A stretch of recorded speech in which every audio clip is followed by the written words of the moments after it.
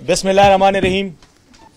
पहले तो मैं मेरी माजरत आप कबूल करें। ट्रैफिक की वजह से फंसा हुआ था और पता नहीं एक ट्राली उलट गई थी जिसने ट्रैफिक का काफ़ी मसला बनाया हुआ था। सबसे पहले तो मैं आपका शुक्रिया अदा करता हूँ, तमाम हजरात का, खातून आपका बहुत बहुत शुक्रिया। आप लोग यहाँ आए और शॉर्ट नोटिस पे ही हमने आपको बुलाया।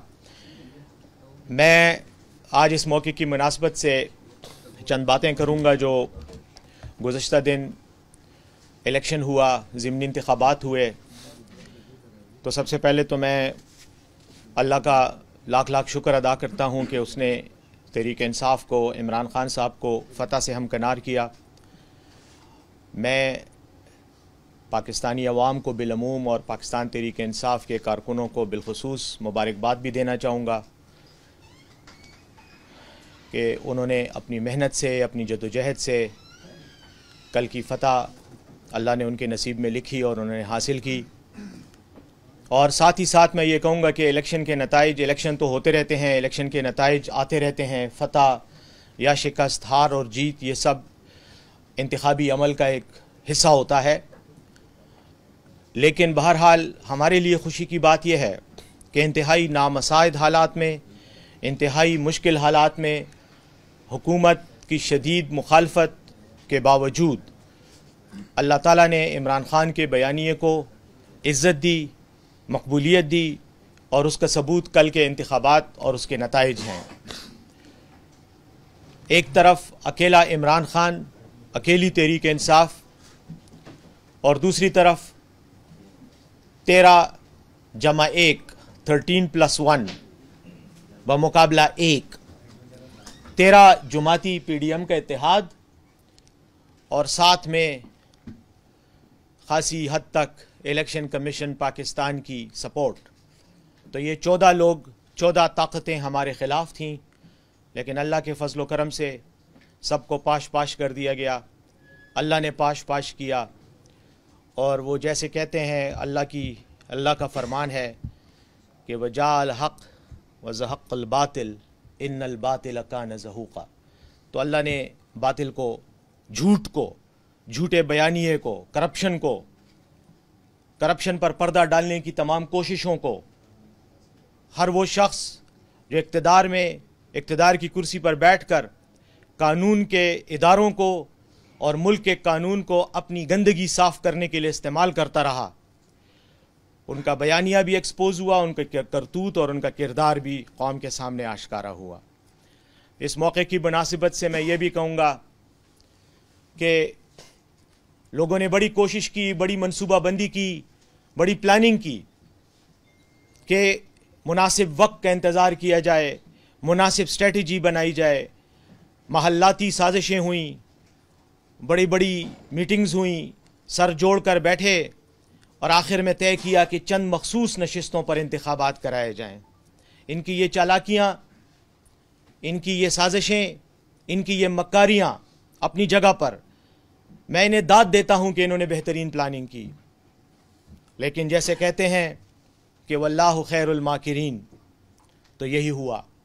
अल्लाह ने इनकी तमाम साजिशों को शिकस्त दी, नाकाम बनाया, और इनके काले करतूत लोगों के सामने पेश किया, और पाकिस्तान के अवाम ने इनको रिजेक्ट किया।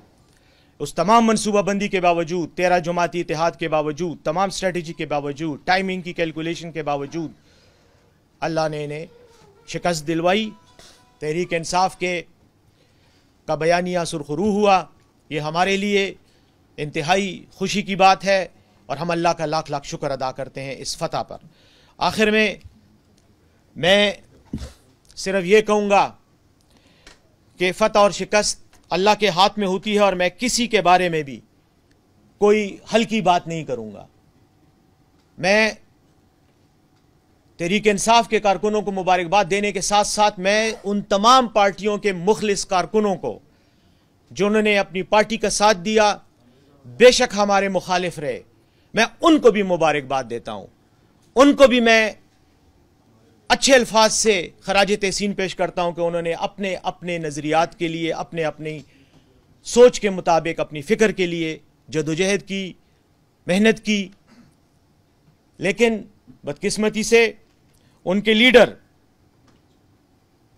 اور ان کے حواری وہ لوگ جو اقتدار کے فیصلے کرتے ہیں انہوں نے ان کے ساتھ ظلم کیا، زیادتی کی، انہیں دھوکے میں رکھا۔ بہرحال کسی کی شکست پر خوشی نہیں مناؤں گا، لیکن اپنی فتح پر اللہ کا شکر ضرور ادا کروں گا اور اپنے کارکنوں کی خوشی میں شریک ہو کر خوشی کا اظہار کروں گا۔ ایک بات میں بتانا چاہتا ہوں اور آخر میں یہ بات کر کے میں اپنی بات ختم کروں گا، دو باتیں کروں گا۔ ایک یہ کہ یہ مہم چلائی گئی کہ عمران خان سنجیدہ نہیں ہے، وہ الیکشن کر کے الیکشن سے بھاگ جائے گا، وہ استعفیٰ دے گا، وہ اسمبلی میں نہیں بیٹھے گا۔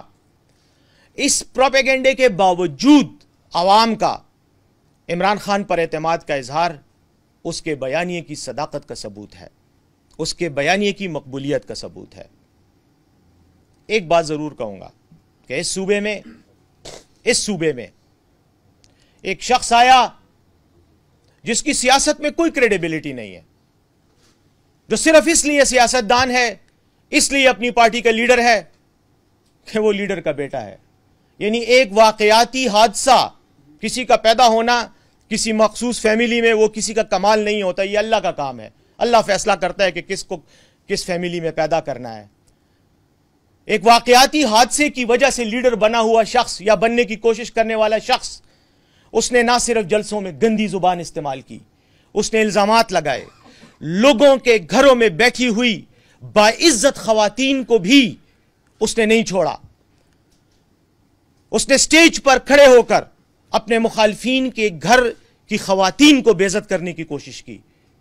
یہ تمام گندی زبان، یہ تمام واہیات، یہ تمام لغویات، یہ تمام مغلظات چارسدہ کے عوام نے، اشنغر کے غیرت مند پختونوں نے 10,000 سے زیادہ تھپڑوں کی صورت میں اس کو واپس کیے۔ 10,000 سے زیادہ ووٹوں سے شکست کھائی ہے اس نے۔ یہ 10,000 ووٹ نہیں ہیں، یہ 10,000 تمانچے ہیں، تھپڑ ہیں جو اس کے منہ پر اشنغر کے پختونوں نے لگائے ہیں کہ جب تم پختون روایات کا نام لے کر ان کی پامالی کرو گے تو ہم تمہیں ایسا جواب دیں گے۔ ہم نے سٹیج پر اس کو گالیاں نہیں دی، ہم نے اس کی گالیوں کے جواب میں صبر کیا، برداشت کیا، اور اللہ نے ہمارا بدلہ اس سے لے لیا۔ آج میں اس کو کہتا ہوں، اگر واقعی پشتون ہو تو پھر اپنے ان الفاظ کو یاد کرو جس میں تم نے کہا تھا کہ عمران خان تو یہاں آئے گا ہی نہیں، وہ تو یہاں جلسہ ہی نہیں کر سکتا۔ وہ آیا، اس نے 2 جلسے کیے، اس میدان میں کیے جس کو تم اپنی ملکیت سمجھتے ہو، اس علاقے میں کیے جس کو تم اپنی جاگیر سمجھتے ہو۔ وہاں اس نے جلسے بھی کیے، تمہیں للکارا بھی۔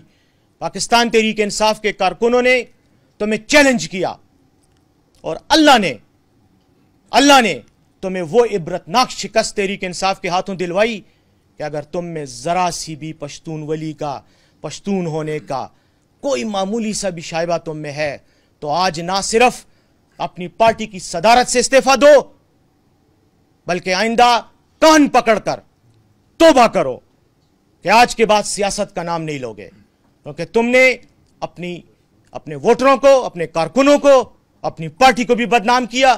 تمہاری پارٹی میں لاکھوں کی تعداد میں، ہزاروں کی تعداد میں مخلص لوگ ہیں، اور میں سمجھتا ہوں کہ تم نے آج ان کی بھی بے عزتی کی ہے۔ کچھ تو تمہارے حواری ہیں، چمچے ہیں جو تمہارے پیچھے کھڑے ہو کے تمہاری گالیوں پہ تالیاں بجاتے ہیں، لیکن تم نے ان کے اخلاص کو بھی دھوکہ دیا، ان لوگوں کو جن کے آباء و اجداد نے تمہاری تحریک میں قربانیاں دی ہیں۔ آج ان کی قربانیوں کا تقاضا ہے کہ استعفیٰ دو اور پارٹی کی قیادت کسی ایسے شخص کے حوالے کرو جس نے واقعی قربانیاں دی ہوں، جس نے جیلیں کاٹی ہوں، جس نے اپنی جائیداد تحریک کے لیے خرچ کی ہو، جس کے آباء و اجداد نے قربانیاں دی ہوں۔ بابڑا کے شہداء میں، بابڑا میں مرنے والے بہت سے ہیں، ان کی اولاد میں سے کسی مخلص کارکن کو لاؤ اور اقتدار اپنی پارٹی کی جو صدارت ہے وہ اس کے حوالے کرو، اور چپ ہو جاؤ آج کے بعد، کیونکہ تمہیں ریجیکٹ کر دیا گیا ہے۔ خان صاحب اور عمران خان صاحب کی فتح پوری قوم کو مبارک ہو۔ جہاں تک مسلم لیگ نون کا تعلق ہے، مجھے ان سے ہمدردی ہے۔ ہمدردی صرف اس وجہ سے ہے کہ زرداری صاحب نے اپنی سیاسی چالیں چل کر ان کو تو فارغ کر دیا ہے۔ پیپلز پارٹی آج 2 سیٹوں کے ساتھ واپس آئی ہے۔ کراچی کی سیٹ کا تو آپ کو پتہ ہے کہ وہاں کیا ہوا، آپ کی ٹی وی سکرینوں پر ہی میں نے دیکھا کہ اسپیشل برانچ کے اہلکار سندھ میں حلقہ 237 میں عبدالحکیم بلوچ کے ڈبوں میں جیلی ووٹ ڈال رہے تھے اور پکڑے گئے. ٹی وی کیمروں نے ان کو کے سامنے وہ پکڑے گئے اور پھر وہاں سے نکالے گئے.